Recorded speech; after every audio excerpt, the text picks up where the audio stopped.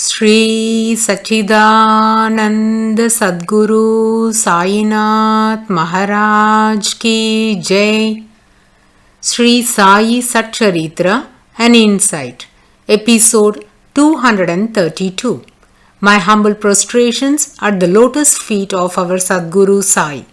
By the divine grace of Sai, an attempt has been made to translate the gist of the divine discourse of Sri Ramanathan brother telecasted in Sai TV. This is purely done to share the glory of Sai and his divine teachings with more insight to the aspirants.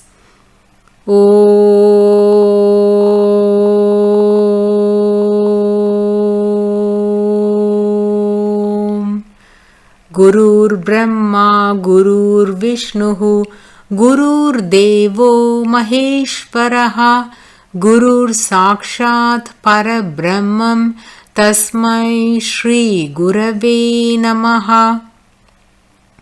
Devotees, we closed the previous episode with the narration that Sri Sai was extremely sick, and despite his illness, he managed to get up as devotees helped him by supporting on either side. Then, with tottering steps, he walked out of Dwarakamai as though he was getting ready for his Bhiksha rounds. Thus, Sri Sai slowly walked till Vaman Kondkar's house and asked for a ladder. Immediately, a devotee by named Venku Kamblekar brought the ladder. The ladder was placed leaning on the walls of Vaman Kondkar's house. Sri Sai Maharaj climbed the ladder. Devotees, please listen carefully. The one who had no energy even to sit straight is now climbing on the ladder without any help. Until now, Sri Sai's body was very weak. He was unable to even move his limbs. His heart was palpitating and had rapid breathing owing to asthma. Looking at his poor health condition, Purandare bursted out in tears.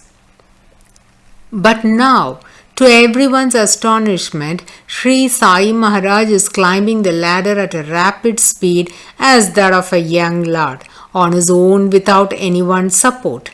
He crossed Vaman Kondkar's house and walked on the roof of Sri Radhakrishna Mai's house, reached the end of it, and now instructed to place the ladder leaning on the walls of Sri Radhakrishna Mai.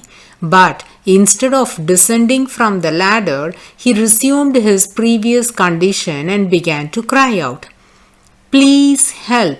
I cannot walk! Support me! Save me!" Devotees, this is nothing than a divine sport of Sri Sai Maharaj. Though his condition was very weak, out of compassion to relieve Sri Radhakrishna Mai from malaria, Sri Sai Baba ignored his health for few minutes and quickly climbed up the ladder to save her from the ailment in a subtle manner. And after taking care of the situation, Sri Sai Maharaj got back to his original condition. We have cited this Leela in our episodes under various circumstances but not in detail. Even in Sri Sai SATCHARITRA, there is no mention about the hue and cry of Sri Sai Maharaj or his call for help. But these statements have been recorded in books such as SRI SAI BABA and in couple of other research books on Sri Sai Baba by few Sai philosophers.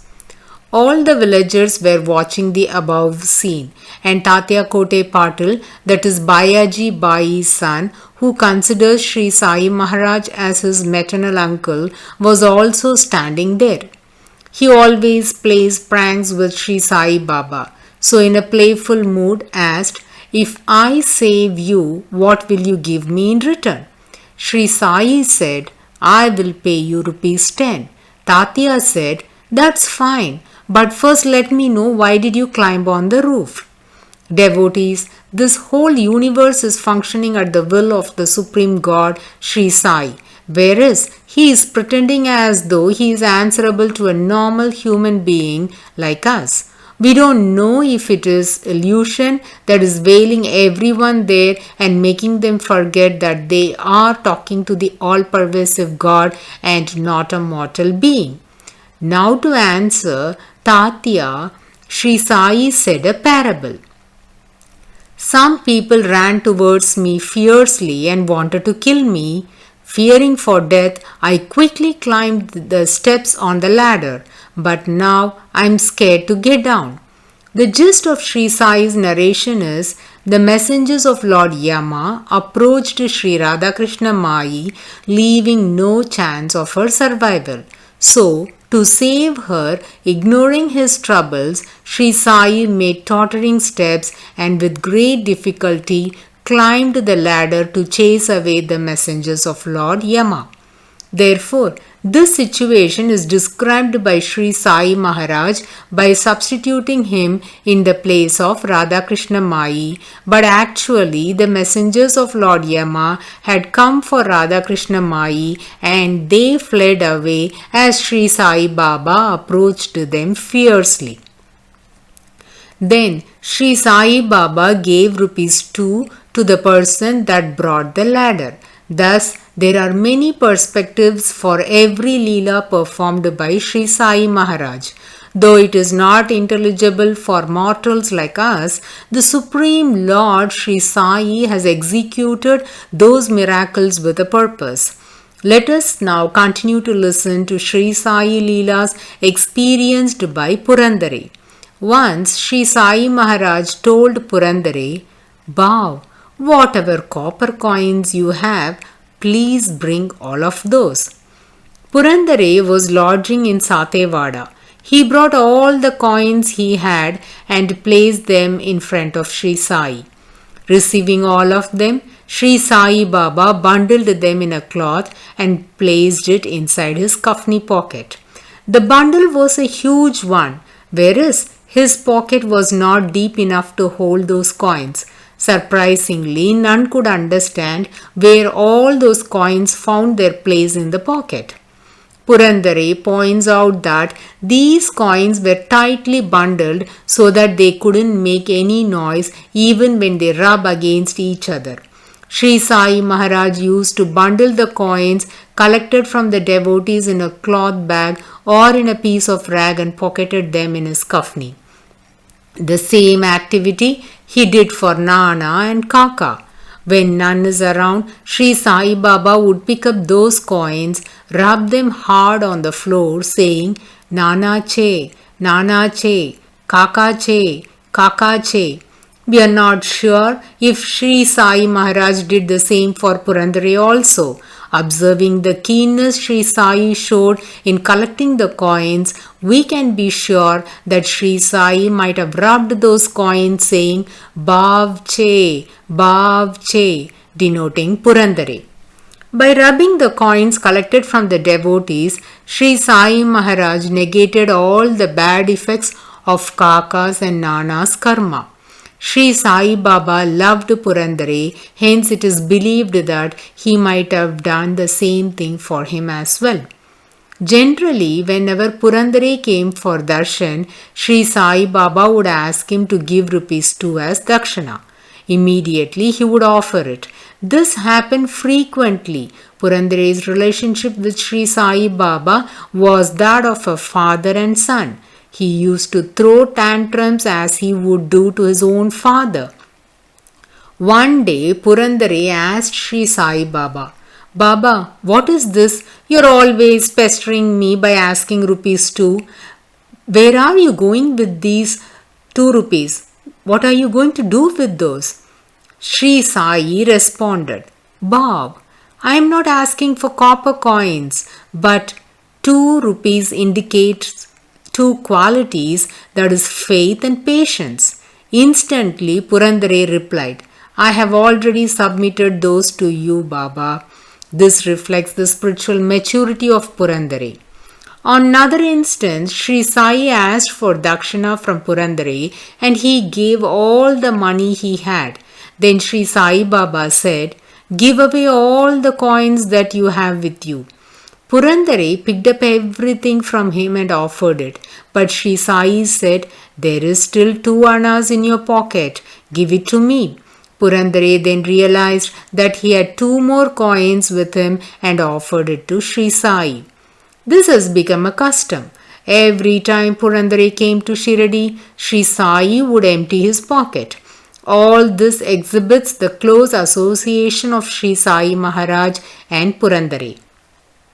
But at the time of his Mahasamadhi, Sri Sai Baba sent away Purandare from Shiradi.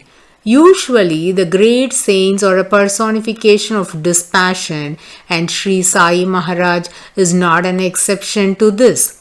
At the time of leaving their mortal coil, they don't want to get entangled with anyone. If near and dear ones are near the departing soul, then their bondage would draw the soul back to the body while it is trying to leave the body, and that will be a big struggle for the body and the soul.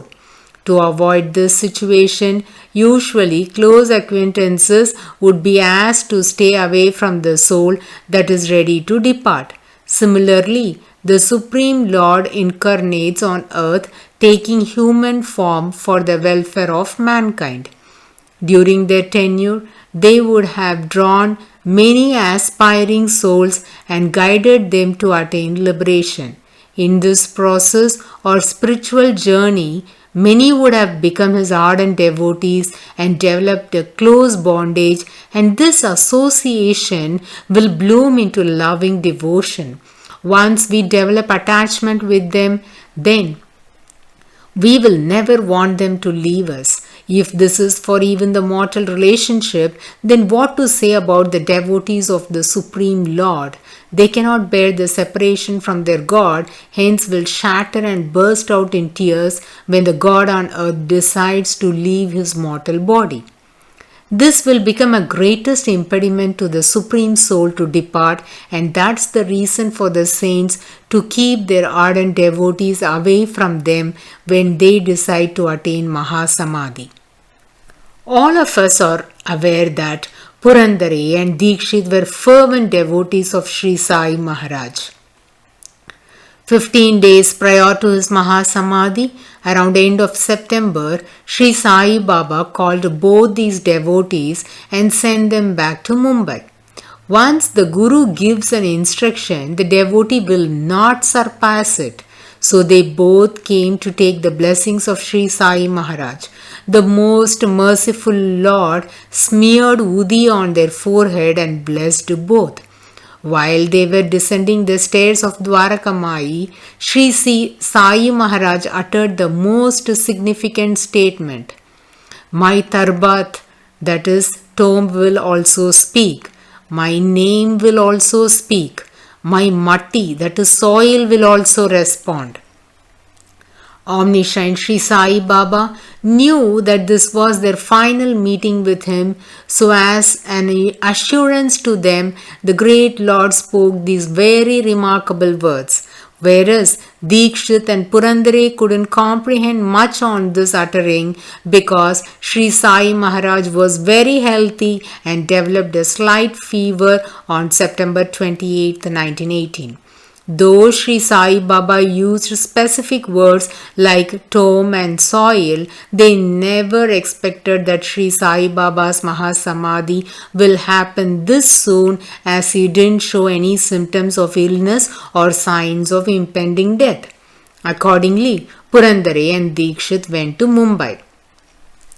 Now let's listen to a divine play related to Purandare building a house. Devotees must be aware that Purandare was just a clerk in GIP railway workshop and his monthly salary was ₹35 only.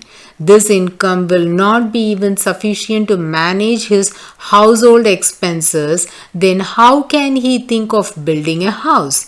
At this juncture, Sri Sai Maharaj suggested Purandare build a bungalow for him to reside. Purandare took it as a joke. He thought, while I am even unable to lead a comfortable life with my salary, how can I ever think of building a bungalow on my own? So he ignored the advice of Sri Sai.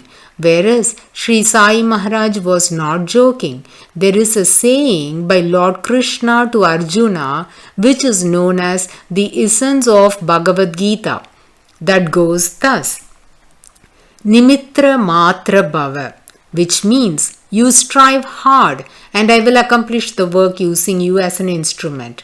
Similar assurance was given to Purandare by Sri Sai Baba in the case of building the house. He said, "Why do you worry? I will build a house for you." It has been testified in various Leelas of Sri Sai Baba that he didn't foretell what is to transpire, but the words of Sri Sai Maharaj made events occur. Therefore, in this case, if Sri Sai Maharaj had instructed Purandare to build a home, it means the foundation for it is already laid. But then Purandare didn't even own land to build a house. Hence, he didn't see any possibility of building a house. Whereas, every time he went for darshan, Sri Sai Maharaj insisted on this and told other devotees present there to advise Purandare to quickly start the construction of the house. And Purandare didn't lend his ears to this. So Sri Sai Maharaj was getting frustrated and looking at Abdul Baba said, "See, people do not pay any attention to what I say. They are engrossed in their own worries." These statements are nothing else but an expression of love and care for Purandare that makes him pester constantly to build a house. On the other hand, we knew that Purandare was ever engrossed in the thoughts of Sri Sai Maharaj.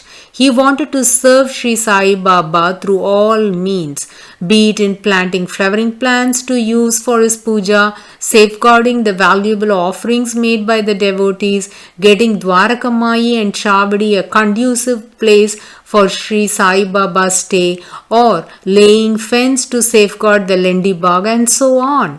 For such an earnest devotee, Sri Sai Baba wanted to bless a home. This was his desire, that is Sankalpam. Whereas Purandare couldn't grasp that or felt it was beyond his reach to accomplish. Did Purandare build a house or not? How was this possible? How was this plan executed by Sri Sai Baba? Let's listen to those fascinating stories in the coming episode. Bow to Sri Sai. Peace be to all. Om